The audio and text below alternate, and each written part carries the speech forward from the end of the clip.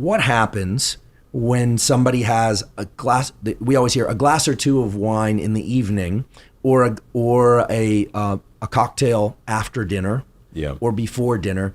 How does that impact their sleep? And then we'll be sure to circle back in terms of what is reasonable ranges of behavior when it comes to avoiding alcohol, or if it's age appropriate, et cetera, enjoying alcohol. Yeah.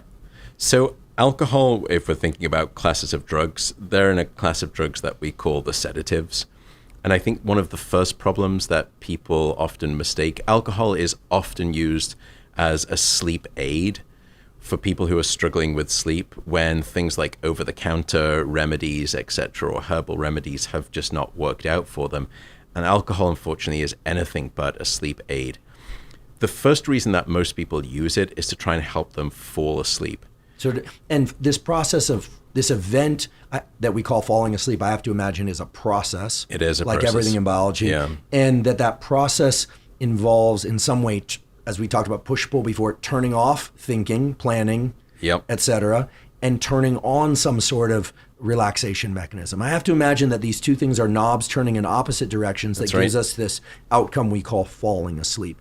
Alcohol, it seems, is helpful for some people to turn off their thoughts or their planning. Right. Is that right? Yes, it is. And so I think, if we look at the pattern of brain activity, if I were to place you inside an MRI scanner where we're looking at the activity of your brain and watch you drifting off, some parts of your brain will become less active, other parts will become more active. And this is the push-pull model. It's inhibition, excitation. But alcohol is quite different in that regard. Alcohol is, because it's a sedative, what it's really doing is trying to essentially knock out your cortex.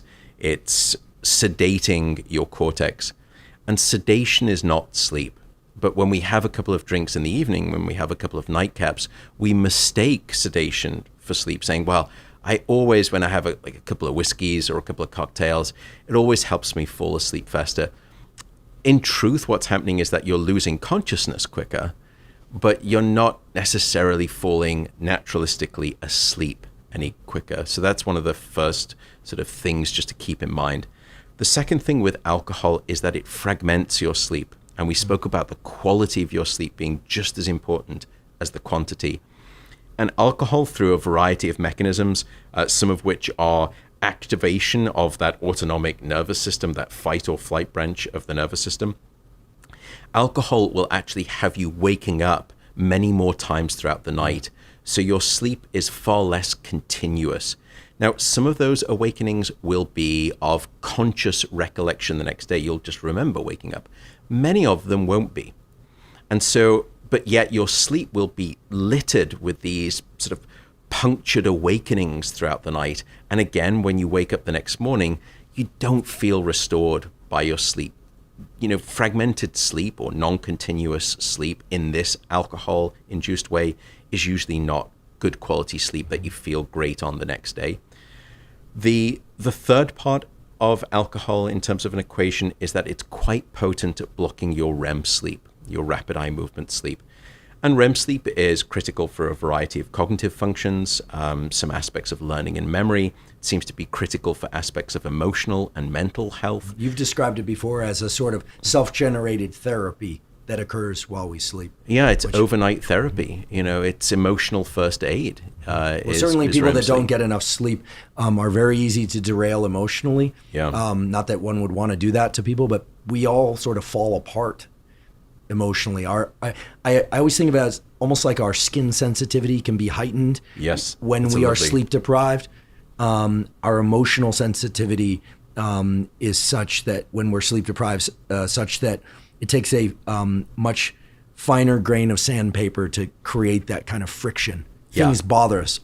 Threshold even to online trigger. Comments bother us when we're sleep deprived, and never when we're well I would rested. love to say that I never look at them, except I look at. I should. Maybe every one Here of them. I will editorialize because the notion of not looking at comments is unreasonable to ask of any academic, because academics, we are all trained to look at our teaching evaluations. Yeah. And just like with online comments, to ignore 20% of them. No, I'm kidding. We look at them all. In any event, so in terms of translating this to behavior, I don't particularly enjoy alcohol. I guess I might be fortunate in that sense, but I also have never really experienced the pleasure of drinking alcohol. I sometimes like the taste of a drink, but I never like the sensation. So that's, I don't have a lot of familiarity with this, but many people do, and I understand that. So let's say somebody enjoys a glass of wine or two with dinner, and they eat dinner at 7 p.m. Is that likely to disrupt their sleep at all? Let's make this a series of gradations. Yeah, and the answer is yes. I think one study just looked at a single glass of wine in the evening with dinner, and I would be untruthful if I didn't just simply say it has an effect, and we can measure that in terms less of the REM sleep. Less REM sleep. And one of the fascinating studies, I can't remember what dose, I think they got them close to a standard illegal blood alcohol level. So maybe they were a little bit tipsy. And yes, you see all of the changes that we just described. They sort of lose consciousness more quickly, they have fragmented sleep, and they have a significant reduction in REM sleep. But what was also interesting, because REM sleep, as we spoke about before, is a time when some hormonal systems are essentially recharged and refreshed, growth hormone being one of them, there was well over a 50% drop in their growth hormone release during alcohol-laced sleep at night.